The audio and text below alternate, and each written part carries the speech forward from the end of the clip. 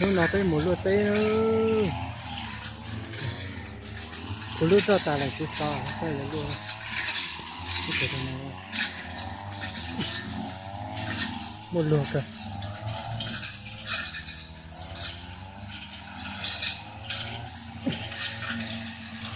bây giờ cho cá mày mua múa như được không?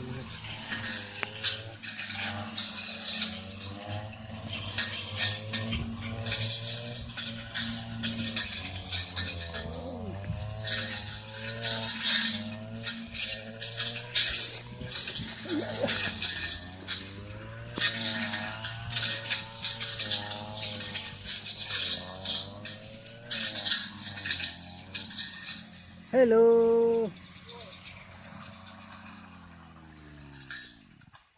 Ôi giời sắc cờ liêu. Mỏ nhá bị cái này. Thế ông mua mỏ nó, thế tóm mua mỏ đó. Cái mỏ. Ngày xưa thì có là nhá gì nhỉ? Nhiều quá lò bây giờ. Có lò. Là chỉ tao mua gì à? Có bữa ta còn phải dây dây hơi giờ. Ôi linh xe nhiều quá lò hả?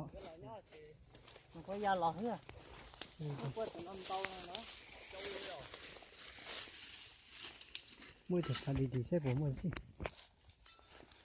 Có lò hết kìa. Anh này lò xo thế à? Là sáng.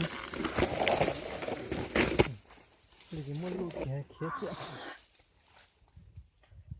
Rồi thì chỉ mua gì này?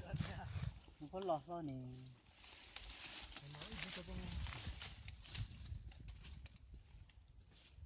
Tôi chỉ muốn này. Có lò xo. Cái nhé. Mở đây rồi xem.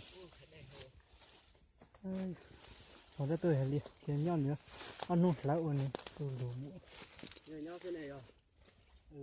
Là sáng thì là nhon. Nó mày giúp kia rồi. Đây là nho gì là nho đây. Cái luôn. Là nhon này ta. Cái